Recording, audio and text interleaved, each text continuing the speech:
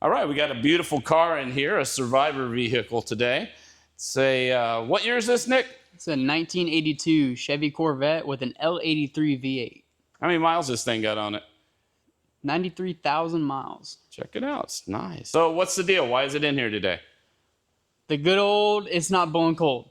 When we hooked up to it, we found that there was no freon in the system, or refrigerant, however you want to say it. What kind of refrigerant does this car have? This car uses R12. R12. Okay, Yeah. So just for people who don't know anything about this stuff, what are the different types of refrigerants that a car can have? You have R12 with the older cars, they're going to have R12. Then you have 134, which is the refrigerant that came after R12. And then now for any modern vehicle usually past 2017, some manufacturers will still use 134, but most new cars will use 1234. Really the only difference, how they run and how they operate. R12 is going to operate at a higher pressure than 134. 134 operates at a higher pressure than 1234. So it's basically moving the pressure down so it's not as hard on components, but there's also the environmental impact on it. So R12 is basically banned because of how harmful it was to the environment. And you have 134, which is my preferred Freon. So if I'm going to use any refrigerant, I would rather have a 134. It's not super horrible for the environment, and it's also really inexpensive.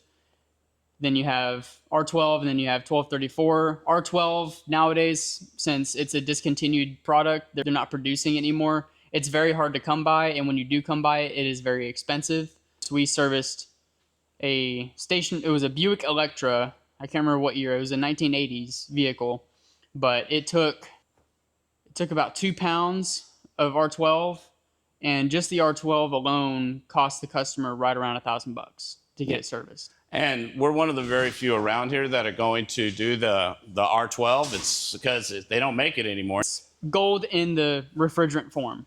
Exactly Yeah, right. it is gold in refrigerant Next form. question real quick. So why would someone stay with R12? Why would someone not convert to R134? I'm going to start by answering this question with my own personal opinion. If you're going to own an older vehicle and you really want to keep it all original, things like that, it's cool and all, but if I am going to keep and I want AC, the first thing I will be doing is converting it from R12 to 134. You're actually gaining cooling capacity, especially if you do all the conversion correctly. Normally how we do a conversion is we'll actually replace the compressor, and you don't really have to. You can just drain the oil and use the compressor that's in the car, but we prefer to change the compressor just in case it's coming apart because it is old. Just save yourself the hassle there and just change it. Most compressors, when you buy them nowadays, are going to come pre-charged with oil that is compatible with 134. If you try to just change out the types of Freon in the vehicle without changing the oil for 134, it can actually gel up and cause high pressure issues or just issues all across the board in the entire system. So if you are going to do a conversion, drain the oil or replace the compressor, blow out all the lines.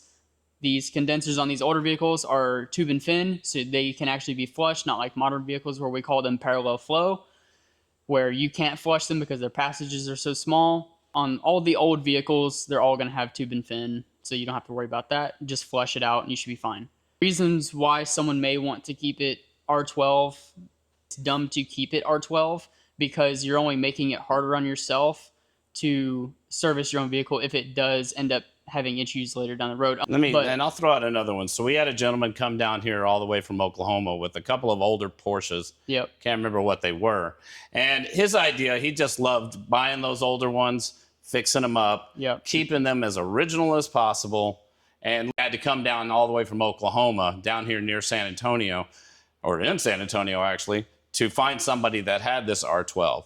Came all the way down there, found out he had a leak. We just had to sell him the R12 and he took it back with him. That's just another thing to keep in mind in all this. But to me, if you're going to have one of those vehicles and you're trying to keep it as factory original, you can't say it's a classic car, some type of investment. Yes. Otherwise, if you're planning on driving it every day, 134 makes sense all day long. My comparison to keeping your system on an R12 Freon is like comparing keeping the original motor oil or trying to find original motor oil from 1980 to put in this car. That's just my opinion. Others may have other opinions, but that's just how I see it. If I'm going to own an older car and I want it to last longer, I want it to perform better, I want to make sure that, nothing bad happens to it. No one's going to depreciate the vehicle's value for changing the type of oil you use in the motor. You're just saving the motor more long term. Same thing with refrigerant, is that R12 operates at a higher pressure threshold to keep you cool. R134 operates at a lower threshold than R12. So you're actually taking more wear off of your components so it lasts longer. And you actually, there are arguments out there that you lose cooling capability or cooling efficiency when you swap to 134 from R12. I don't believe that one bit. We have swapped many vehicles from R12 to 134, and we have actually increased our cooling capabilities with 134. So in my experience, there is no argument in this world that can convince me that R12 is better than 134.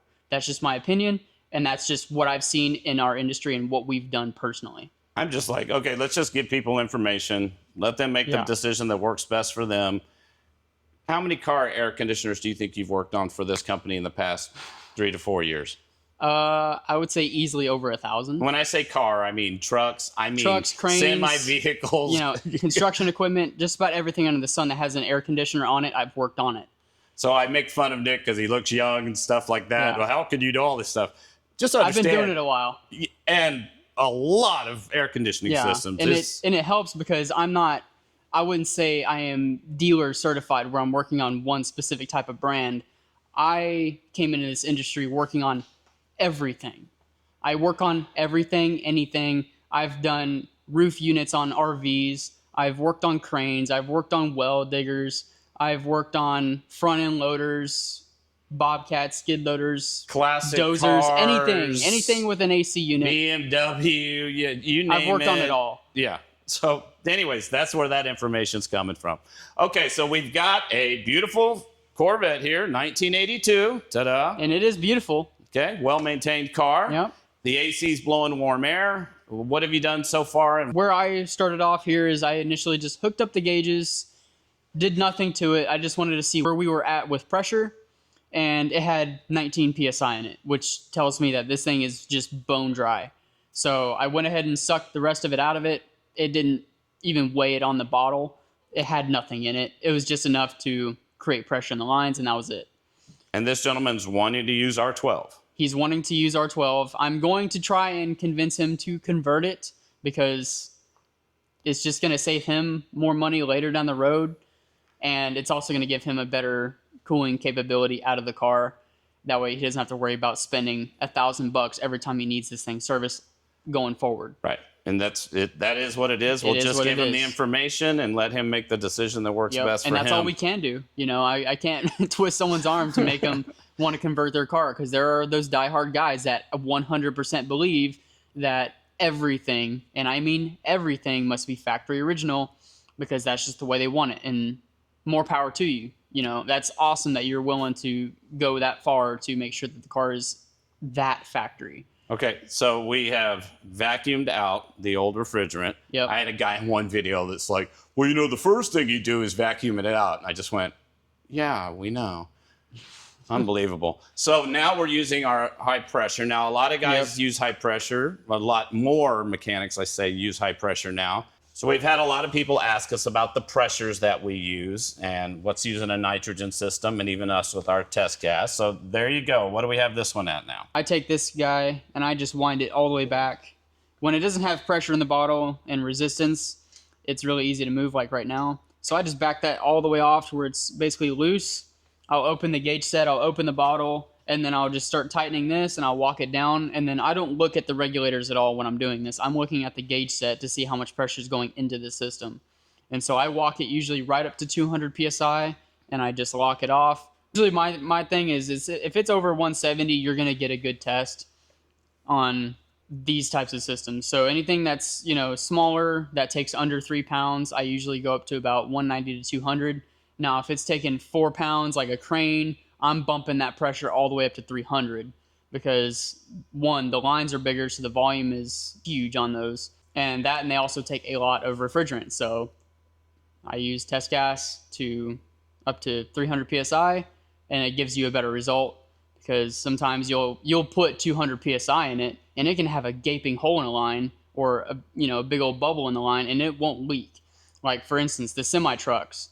When I go out and I service semi trucks and I diagnose semi trucks, one of the very most common problems I see anytime I go out to say Hack Nation is the high pressure discharge line that comes from the compressor and goes to the condenser. That is a common failure point. And I've tested those trucks and I'll put it all the way up to 200 psi and then nothing will happen. And then I'll bump it up to about 250, 275, and then all of a sudden, boom, the line will blow up. And I already know it's leaking because when you look at those lines, normally when heavy equipment guys are working on these things, they're not trying to take apart the AC system. They really don't want to. So they're trying to get away with what they can to get the motor out and do what they need to do mechanically to the truck. So sometimes those lines can get stretched or they can get kinked or bent in a way where it ruins the integrity of the line. And so they'll actually end up with a bubble in them. And that's always my giveaway, is that, okay, this is going to explode. I have yet to get that on video. I really wish I had. Hopefully I can get one on video one of these days. It's always fun. I'll walk it up to 200 psi. Nothing will happen. I'll walk it up more. I get to 250. All right. We get up to about 275. And then all of a sudden it's like an explosion goes off and the line just comes apart. That's why I test higher volume systems at a higher psi. Now with cars, you really don't need anything over 250. 250 would be like the absolute limit I would take it to.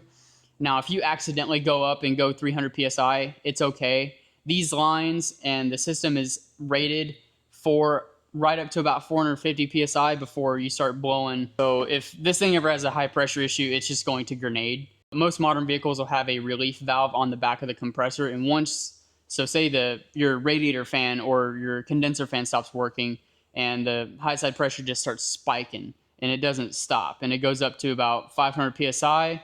You'll hear a big loud hiss and then a bunch of smoke will come out from underneath the hood and then it'll stop because the compressor relief valve has opened up, let out that pressure. It's kind of the same thing as like if you're at home and you have an air pig or a air compressor and you get up to a certain psi and all of a sudden that valve that you have a ring on that you can relieve pressure with, it pops open on its own. It's the same thing with a compressor. So it's just a safety. I went ahead and went to lunch and left this thing under pressure. So I got back from lunch, it was sitting at 110 psi from 200. So there's most definitely a leak in this system somewhere. Now one of the common leak points that I usually find on older systems like this that use a pancake compressor is that the front seal on this usually gives out. So I'm gonna go and just check right there first. And there you go. Now you have that on high right now, or what? Yep, that's on high. Let me switch the mode. So I have it on low setting right now. And get it away from the compressor. Let it reset.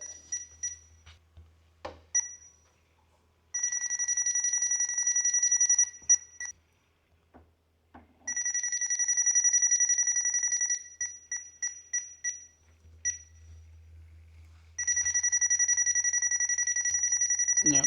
Confirmed? Confirmed. It's that compressor. Now, most of the time on these old cars, which is another great thing about having an older car, is that finding leaks on older systems is really easy.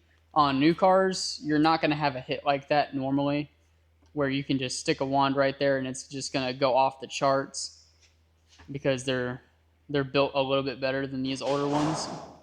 So this thing needs a compressor. We're going to go ahead and write it up as such. What's cool about owning old cars as well is that if you do have a compressor failure, you don't have to change everything involving the AC system. So this one has an orifice tube, which you can change that out. That's a super cheap part. So on older cars, compressor, orifice tube, flush it, you're done. Newer cars, compressor, condenser, expansion valve, flush, everything, and you're done. And it's more expensive. So if you like the cheap stuff or you want to keep costs low, especially in today's day and age where inflation is insane, 98 or about 89 to 98 is where you probably want to live. But if you like the newer vehicles and you have a failure like that, prepare to spend money because most shops, including us, are going to recommend a kit for something like that. Because when your compressor is just leaking and a lot of people will say, oh, the compressor's just leaking. We can replace just the compressor, no big deal. Or tell you all this.